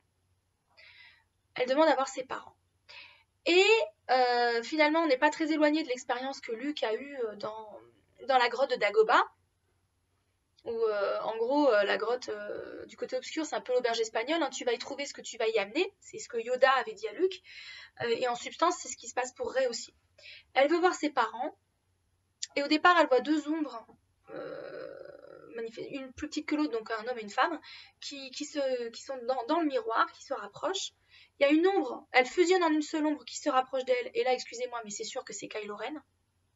C'est ce qui est normal, puisque d'un point de vue jungien, Kylo Ren est l'ombre de Rey. Donc, qu'est-ce qu'elle va voir dans le miroir, du côté obscur? Elle va voir son ombre, et son ombre, c'est Kylo Ren. Les deux mains se touchent, l'ombre va venir toucher sa main, et quand l'espèce de brouillard, de buée qu'il y avait sur le miroir se lève, elle voit son propre visage, et là, elle est dévastée. Elle est dévastée parce qu'elle a l'impression qu'elle n'a pas obtenu de réponse. Alors que si, en fait, la grotte du côté obscur lui a donné une réponse. C'est juste que c'est pas la réponse qu'elle voulait et qu'elle n'a pas encore les éléments pour interpréter cette réponse. Donc elle fait un rejet de la réponse honnête, directe, que lui a donnée à la grotte du côté obscur. C'est intéressant d'ailleurs de voir que c'est le praticien du côté obscur, Kylo Ren, qui est son ombre, et la grotte du côté obscur qui lui donne des vraies réponses, qui lui donnent la vérité à cette jeune fille. Alors que là où le côté lumineux, ou les tenants du côté lumineux, ne lui ont donné que des mensonges ou des contre-vérités. Voilà, le côté obscur finalement est beaucoup plus honnête. Simplement, il faut que la personne soit ait le cran d'accepter la vérité que donne le côté obscur. Et Rey n'en est pas encore tout à fait là, n'en est pas capable. Et donc elle dit, toujours en voix off, je pensais que je trouverais des réponses ici, j'avais tort. Et là, on la retrouve dans sa petite hutte, devant son petit feu de bois. Là. Elle essaie de se réchauffer, elle est emmitouflée dans sa petite couverture là, et elle dit, je me suis jamais sentie aussi seule. On voit qu'elle est dévastée, elle pleure, elle est pas bien, du tout. Elle est complètement retournée par cette expérience dans la grotte. Elle est écrasée de tristesse et de désillusion de cet échec. Ce qu'elle interprète comme un échec, ça n'en est pas un, mais elle ne le sait pas encore. Et elle parle à qui? Elle parle à Kylo Ren. Kylo Ren / Ben Solo, qui du coup est là depuis un moment à l'écouter, à la regarder pleurer. Et là, il lui offre du réconfort. Il lui dit, tu n'es pas seul. Et dans cette phrase, il y a tellement de choses. Il la regarde, donc lui il est sur son vaisseau, il la regarde, il a les larmes aux yeux, il est manifestement profondément ému parce qu'elle vient de traverser par cette expérience qu'elle lui raconte. Je pense qu'il est ému à la fois par l'expérience elle-même et par le fait qu'elle lui raconte, qu'elle se livre, enfin. Elle qui était tellement sur la réserve, voire dans l'agression, etc., qui était dans le rejet de ce mec, là, elle se confie. Elle se confie et les barrières sont tombées. Ils sont vraiment face à face, ils font abstraction de tout ce qui est censé les séparer pour être dans l'échange le plus honnête et le plus réel, le plus viscéral qu'ils aient eu depuis qu'ils se connaissent. Et lui, il est complètement à la hauteur de cette confiance qu'elle lui fait, de ses attentes qu'elle a. Il lui dit, tu n'es pas seule, et il le pense. C'est pour la réconforter, mais c'est aussi pour lui montrer qu'ils sont pareils. Parce que depuis un bon moment, déjà, il essaie de lui montrer que elle et lui, ils sont pareils et que dans l'absolu, ils ne devraient compter que l'un sur l'autre. Parce qu'il n'y a que lui qui peut la comprendre et il n'y a qu'elle qui peut le comprendre. Ça, lui, il le sait depuis un moment. Elle commence seulement à, à apercevoir, à entrevoir cette vérité. Et comme Ray, c'est quand même quelqu'un qui est plein de compassion, c'est juste qu'elle ne l'a pas exprimé vis-à-vis de lui jusqu'à présent. Elle est pleine de compassion. Elle le croit sur ce qui s'est passé avec Luke. Elle sait maintenant que Luke lui a menti et qu'il a vraiment cherché à tuer Ben et que c'est ce qui a précipité la chute de Ben dans le côté obscur. Donc elle est pleine de compassion pour ce garçon, d'empathie. Et elle prend conscience qu'effectivement, s'il y a bien quelqu'un qui peut la comprendre ce qu'elle traverse, même si elle a des amis, elle a Finn, elle a Leia qui l'aime beaucoup, Chewie qui est un soutien aussi, mais ils peuvent pas comprendre ce qu'elle vit. Ce sont pas des prodiges de la force, eux.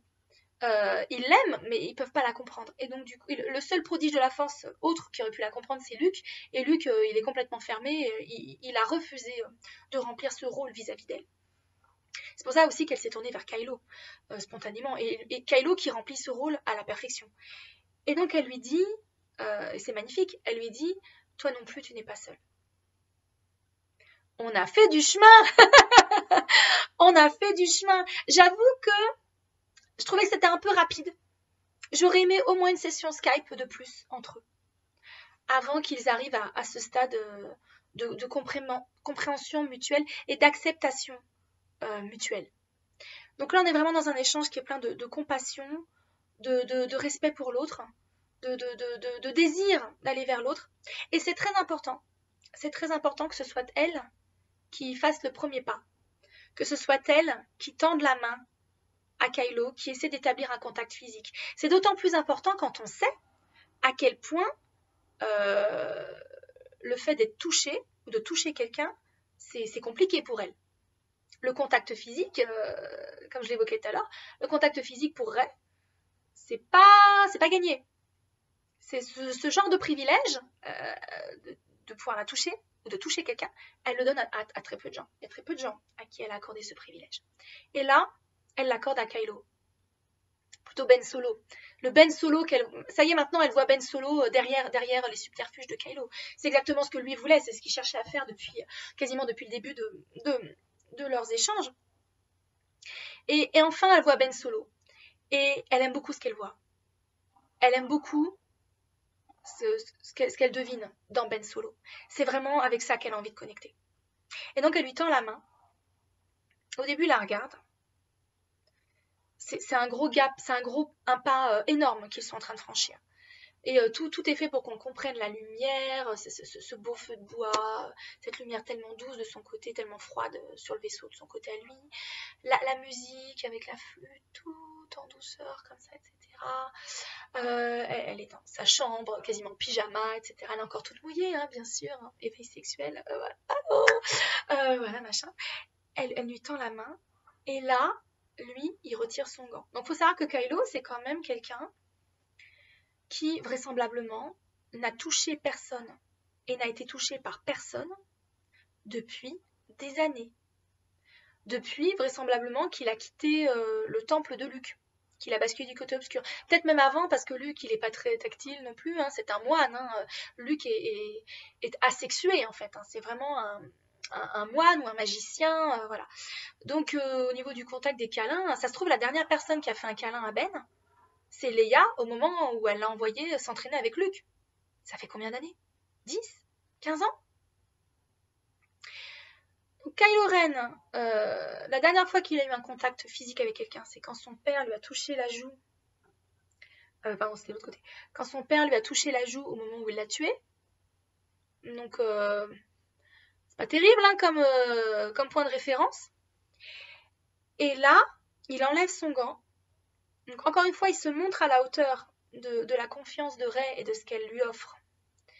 Il lui a dit tu n'es pas seule, il l'a écoutée patiemment, etc. Il est entré en empathie, en résonance avec elle. Et là, il continue à se montrer à la hauteur. Elle lui tend la main, il retire son gant pour la toucher. Donc c'est extrêmement sensuel. Ryan Johnson, le réalisateur, et même Mark Hamill en faisant sa blague sur les doigts qui se touchent, ils ont bien fait comprendre que c'était une scène de sexe déguisée. On est dans le subtexte, hein, bien sûr, on est dans la symbolique. C'est une scène de sexe symbolique, de communion, de partage, d'empathie et d'échange de sensualité naissante et maladroite. C'est tellement mignon cette scène à tous les niveaux. Et donc ils se touchent, ce gros plan sur leurs doigts où on voit vraiment leurs empreintes digitales, etc., où on voit vraiment le grain de la peau avec cette lumière douce, etc. C'est important aussi que ce soit elle qui attire Kylo dans son espace. Elle n'a pas atterri dans le vaisseau très, très froid de là.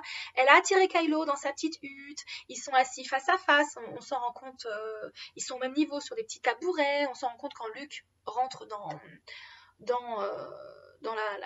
la pièce, dans la hutte et les sépare. Et là, Luke vraiment remplit le rôle d'antagoniste de cette scène. C'est vraiment le père qui surprend sa fille avec son petit copain dans sa chambre alors qu'il lui interdit de le voir et qui les interrompt, quoi. On est vraiment dans ce registre-là. Ça tombe bien, ce sont deux adolescents. Ils sont en pleine adolescence, donc c'est tout à fait adapté hein, comme mise en scène. Et donc, vous avez cette lumière très très douce, et au moment où ils se touchent, il lui prend pas la main, il est pas violent, il est extrêmement doux avec elle, il est très respectueux de son espace.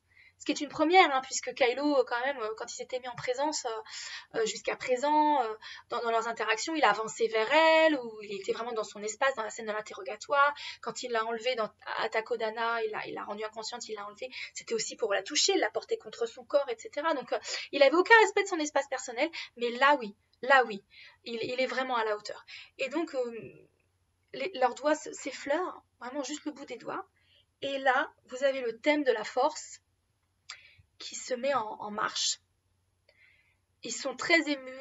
Elle pleure, elle a une larme qui coule exactement à l'endroit où la caresse de Anne, au moment où il est mort, était arrivée sur la joue de son fils. Et vous avez le thème de la force, etc. Et donc vous avez tous ces éléments qui sont réunis pour nous montrer que la réunion, l'union de ces deux personnages est ce que veut la force.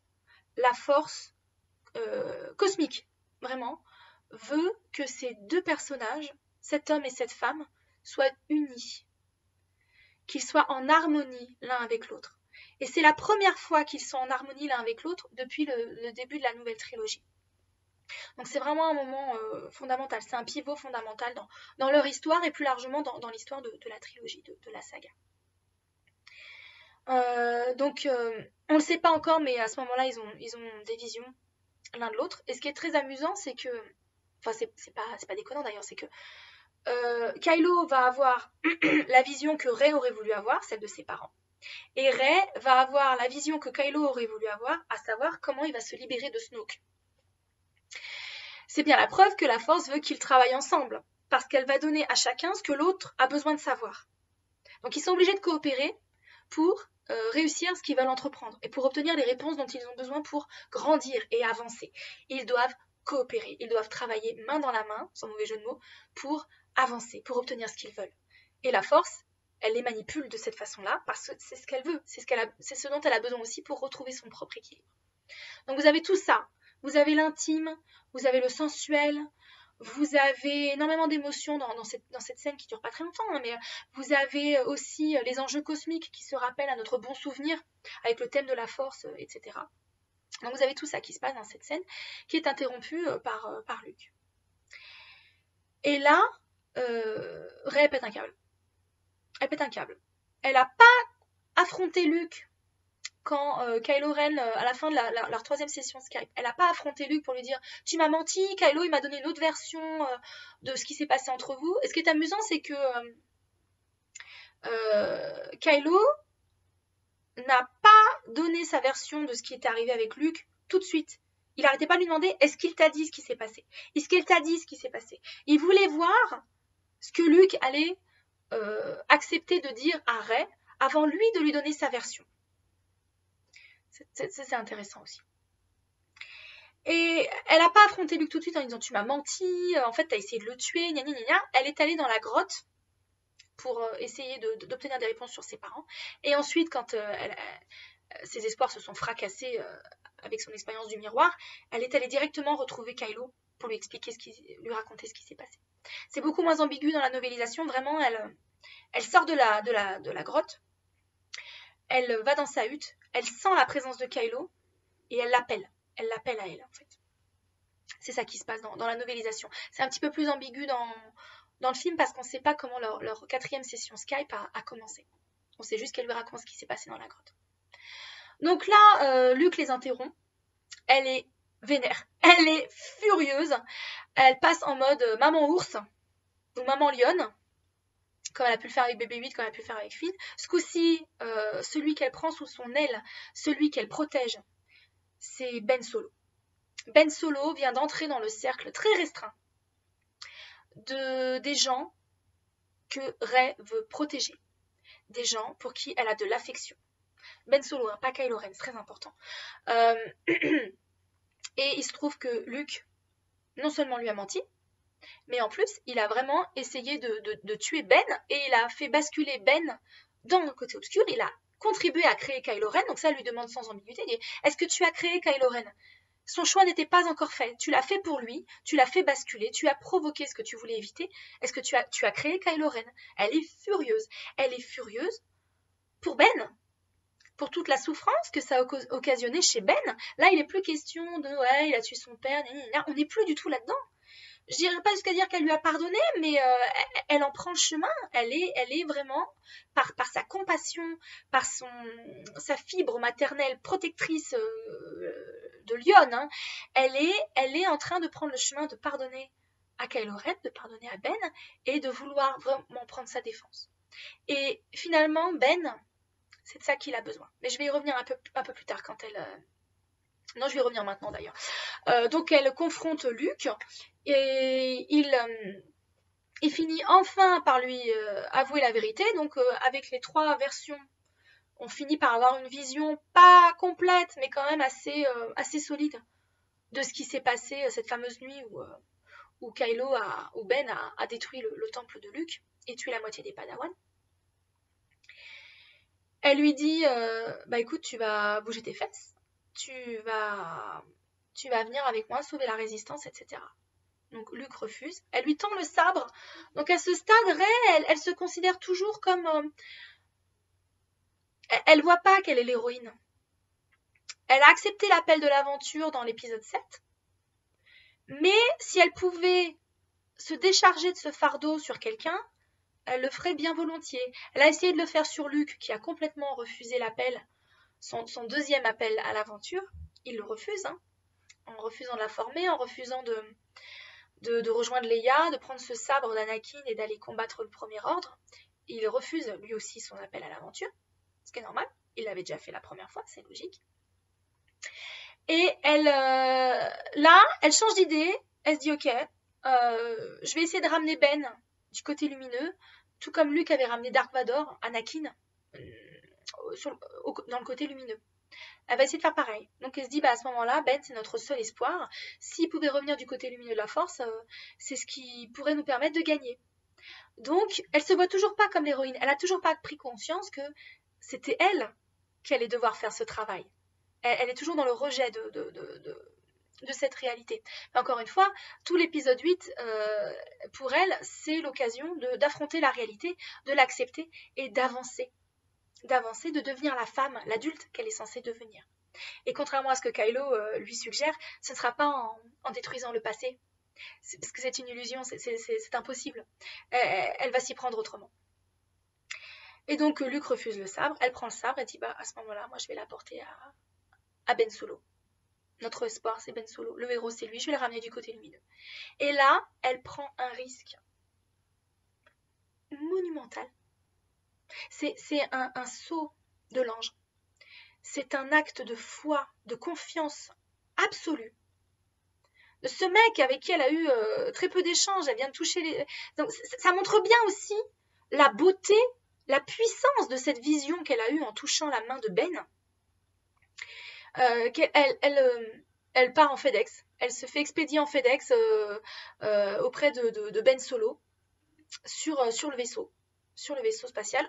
Elle se jette dans la gueule du loup, littéralement, et il est un peu le loup, il est la bête, hein, quand même, encore une fois, hein, je le rappelle, il était en mode chasse, hein. Il a essayé de la séduire, comme le loup essaie de séduire le petit chaperon rouge, comme la bête essaie de séduire la belle, il y est parvenu, d'ailleurs, et pas uniquement par calcul, il y est parvenu parce qu'il tient vraiment à elle, il veut qu'elle soit avec lui. Donc cette séduction, elle était nécessaire. Elle était nécessaire. Et elle a fonctionné. Elle a fonctionné parce que Ray, alors ça a beaucoup fait rire sur les réseaux sociaux. Elle a fait un crochet chez Sephora, elle s'est acheté du mascara, elle s'est mis du gloss, etc. Elle a laissé ses cheveux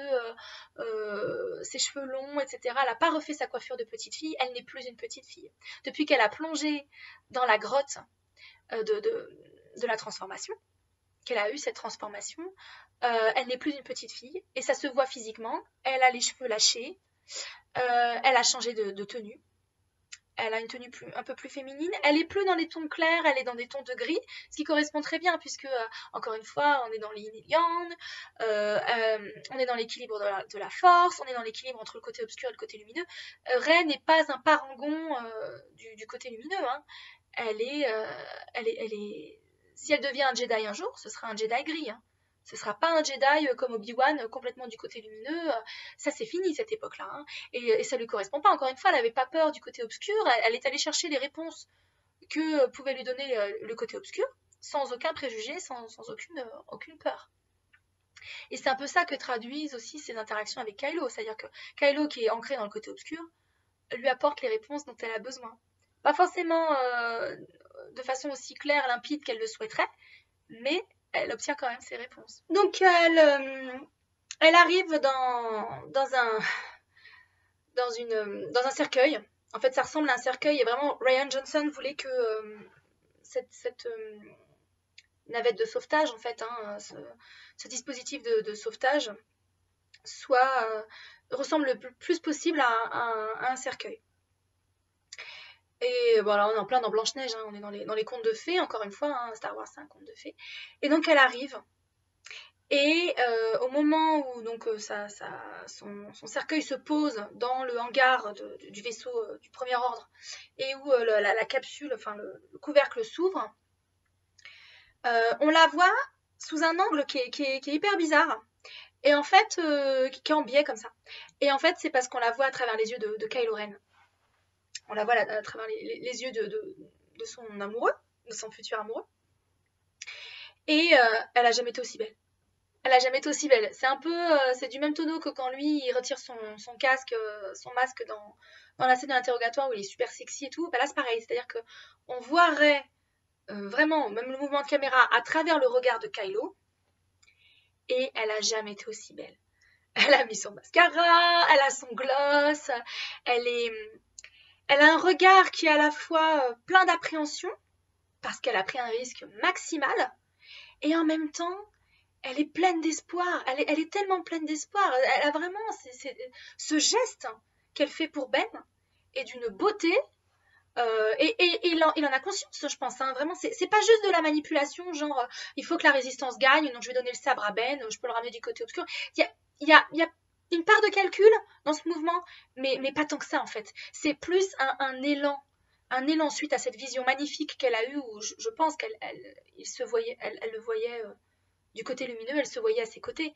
Et elle a tellement aimé ce qu'elle a vu, ça l'a tellement touchée, ça lui a tellement parlé. Faut pas oublier que Rey, elle cherche une famille, la famille qu'elle a jamais eue. Rey a besoin d'intégrer une famille, ou de créer une famille. Elle a besoin d'avoir ce sentiment d'appartenance. C'est un besoin qui est viscéral chez elle. Et moi, je pense que ce qu'elle a vu en touchant la main de Ben, c'est qu'elle allait trouver sa place. La place dans une famille ou auprès de quelqu'un. Et donc elle est pleine d'espoir, elle le regarde, elle est magnifique, et lui il la voit, elle est tellement belle, il la trouve tellement belle. C'est la façon dont c'est filmé, vraiment on cherche à communiquer ce sentiment. Et par contre lui, il est extrêmement fermé. Et on voit bien à la tête de Ray qu'elle déchante tout de suite. Elle dit « Oh merde, j'ai peut-être fait une bêtise. Peut-être que Luc a raison, ça va pas se passer exactement comme je l'imaginais.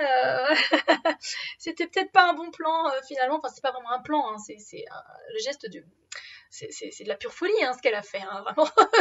S'expédier en FedEx auprès de Kylo, mais c'est vrai en même temps, elle est tellement impulsive, elle est tellement, elle cogne d'abord, elle agit d'abord et ensuite elle réfléchit, elle plonge dans la piscine et ensuite elle se demande si est-ce qu'il y a de l'eau. Voilà, ça s'irait tout cracher. Et là, évidemment, ça manque pas. Mais c'est aussi une des premières fois où elle, au lieu de subir les événements, au lieu de réagir aux actions des autres, elle prend l'initiative.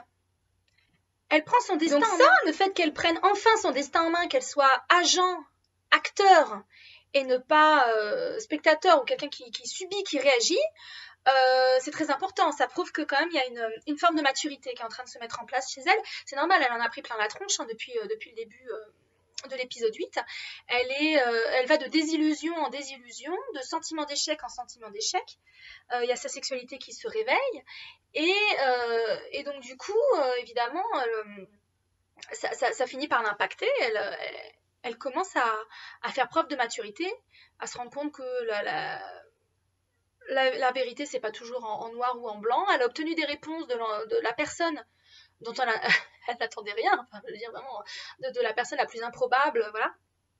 Donc il y a tout ça qui s'est passé pour elle aussi dans l'épisode 8.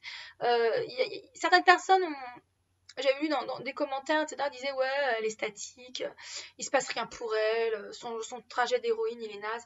Non, en fait, Ray est très bien écrite, il se passe beaucoup de choses pour elle. C'est très très dense pour elle, ce qui se passe dans l'épisode 8. Elle n'a plus rien à voir avec la petite fille qu'on a croisée dans l'épisode 7. Donc elle déchante quand elle voit la tronche de Kylo, qu'il est extrêmement fermé, il est concentré. Rien à voir avec l'affection qu'ils ont partagée dans leur dernière interaction. Donc il y a quelques heures en se touchant la main. Là, ça n'a rien à voir. Elle se dit merde, je me retrouve à nouveau devant face à Kylo Ren, ça va pas le faire. Et on comprend plus tard pourquoi il est comme ça. Pourquoi il est pas là, ouais, super, il y a Ray et tout, je suis trop content. Non, c'était impossible. Et donc, elle est menottée par des Stormtroopers. C'est très important que Kylo ne la touche pas. C'est-à-dire que dans l'épisode 7, effectivement, il n'avait aucun respect de son espace personnel. Il n'avait aucun respect de son pouvoir de décision. Il prenait les décisions pour lui. Il l'a enlevé, il l'a attaché, il l'a attaqué, etc. Donc, et là, au contraire, quand il se touche la main, c'est elle qui fait le geste. Et il y va tout en douceur. Quand il faut la menotter pour l'amener à Snoke, quand elle arrive sur le vaisseau du premier ordre, c'est pas lui qui s'en charge. Il ne la touche pas. Et il ne la touche pas dans une de mes scènes préférées, qui est la scène de l'ascenseur. C'est très important ce qui se passe dans l'ascenseur entre eux. Déjà parce que, comme depuis le début du film, chaque fois qu'ils sont mis en présence, il y a une tension sexuelle qui est juste... c'est une échelle ouverte, on est hors, hors toute catégorie, il y a vraiment une tension sexuelle qui est extrêmement présente. Quand on les retrouve dans l'ascenseur, ils sont à 2 ou 3 mètres l'un de l'autre. Ils sont chacun à un bout de l'ascenseur. Kylo est extrêmement calme, extrêmement concentré. Il ne la regarde pas. Ce qui est toujours très surprenant chez lui parce que, évidemment, on a plutôt l'image d'un mec qui pète les plombs, qui n'a aucun contrôle sur ses émotions, qui se met en colère, qui supporte pas la frustration, que les choses n'aillent pas dans son sens. Enfin voilà. Là, au contraire, quand il est avec Rey, et c'était déjà le cas dans leurs interactions, même s'il la pousse, il l'aiguillonne, etc., dans leurs interactions, leur Skype, il était extrêmement calme. Même quand elle l'insulte, elle lui crache son venin au visage, il ne s'énerve pas. Et là, c'est toujours vrai. En sa présence, il est beaucoup plus calme, il est extrêmement concentré. Et il ne la touche pas. C'est-à-dire que c'est elle qui, encore une fois, va s'avancer vers lui pour essayer de recréer ce lien physique qu'ils ont eu la dernière fois qu'ils se sont vus. Donc, la scène dans la hutte, sur Artoo. Et lui, quand vous reverrez la scène, hein, pareil, les micro-expressions d'Adam Driver, cet acteur exceptionnel, c'est que du bonheur. Vous voyez la scène 10 fois, 15 fois, et vous découvrez encore des choses parce qu'il est tellement doué. Bon, bref, c'est un peu honteux d'être doué comme ça d'ailleurs. Et donc, elle s'approche de lui, c'est elle qui va envahir son espace personnel, et lui, il est là. Qu'est-ce que tu fais? Qu'est-ce que tu fais? Il faut qu'il reste concentré, et elle envahit son espace personnel. Et elle lui parle tout doucement, elle lui dit mais je vais t'aider, je l'ai vu.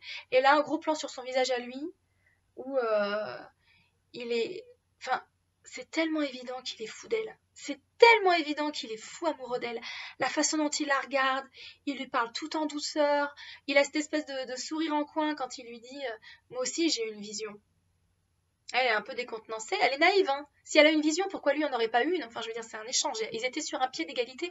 Ils n'ont jamais été autant sur un pied d'égalité que dans la scène où ils se touchent la main. Donc, c'est... Voilà, moi, je trouvais ça évident que lui aussi ait une vision. C'est normal. Et il lui dit un truc très important. Il lui dit, et grâce à ce que j'ai vu, je sais que quand le moment viendra, tu seras à mes côtés.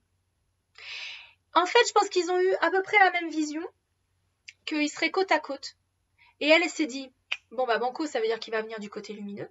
Et lui s'est dit, bah banco, ça veut dire que je vais réussir à la séduire du côté obscur. À aucun moment, ils ont envisagé la possibilité, que ça voulait dire simplement qu'ils allaient travailler ensemble et se rencontrer à mi-parcours, dans ces nuances de gris, dans cette zone franche, entre le côté obscur et le côté lumineux, qui leur correspond très bien et qui, je pense, est la volonté de la force. À aucun moment ils se sont dit ça. Et c'est dommage parce que ça veut dire que quand ça va partir en cacahuète après le combat, bah c'est parce qu'en fait, c'est pas à cause de ce qu'ils ont vu, mais c'est à cause de leur interprétation de ce qu'ils ont vu. Et l'un comme l'autre, ce qu'ils ont vu, c'est-à-dire qu'ils étaient côte à côte, qu'ils étaient ensemble, ça leur a tellement plu. Bon, lui, c'est ce qu'il veut depuis le début, hein, de toute façon. Donc lui, ça lui convient très bien. Elle a fait du chemin pour en arriver là, mais c'est également ce qu'elle veut. Ça lui a tellement plu que, encore une fois, elle a pris le risque maximal pour s'expédier en colissimo sur le vaisseau à l'attention de Ben Solo. Donc, bon, il y a quand même il y a quelque chose. Et donc, mais quand on voit son visage, quand il la regarde et qu'il lui dit ça, c'est tellement évident qu'il est fou amoureux d'elle. Enfin, je veux dire, c'est vraiment, c'est pas sa sœur, c'est pas sa cousine, et il va pas l'utiliser pour son pouvoir. Le fait qu'elle ait le même pouvoir que lui, ça lui plaît à Kylo parce que c'est son égal, ça rejoint ce que je disais tout à l'heure, mais il est amoureux d'elle, et personnellement je pense que tout ce qui va suivre avec Snoke, la motivation première, c'est le fait que Kylo est amoureux de Rey et qu'il veut la protéger. J'en suis persuadée. La façon dont c'est filmé, c'est le seul truc logique. C'est pas son pouvoir à elle qu'il veut. C'est pas pour son pouvoir qu'il la veut à ses côtés. C'est parce que elle est elle et qu'elle voit lui pour ce qu'il est lui. Parce que la belle voit exactement la bête comme elle est, dans ce qu'elle a de pire, dans ce qu'elle a de meilleur aussi. Et ça, c'est nouveau. Ça vient d'arriver dans l'épisode 8. Et donc, du coup, il lui dit, j'ai vu tes parents, j'ai vu qui sont tes parents. Donc, il lui avoue que ce qu'elle a cherché à voir dans la grotte, bah, c'est lui qui a eu cette révélation. Elle le vit super mal. Elle remet de la distance entre eux. Et il le voit, il la suit du regard. De toute façon, lui, ils ont des échanges de regards qui sont toujours intenses. Ils se quittent jamais des yeux. C'est ça qui est hyper sexy aussi dans leurs interactions. Et elle met de la distance avec lui. La porte de l'ascenseur s'ouvre et là, c'est la scène de la salle du trône. Et je crois que je vais m'arrêter là parce que j'ai encore beaucoup trop parlé et qu'il va falloir faire une autre vidéo. Donc oui, je vais m'arrêter là pour aujourd'hui. Donc finalement, ce ne sera pas en 2 vidéos, ce sera en 3 vidéos. Mais c'est vrai qu'il y a encore plein de choses à aborder, notamment le fait que la relation entre Rey et Ben est l'inverse de celle d'Anakin et Padmé. Donc ça va prendre du temps aussi à analyser. Et plutôt que de speeder, je préfère prendre mon temps. Donc on va s'arrêter là pour aujourd'hui. Je vous retrouverai dans une 3e vidéo pour la fin de l'épisode 8 et éventuellement quelques prédictions pour l'épisode 9. Voilà. Et d'ici là, bah écoutez, je vous dis bonne continuation. À bientôt sur cette chaîne.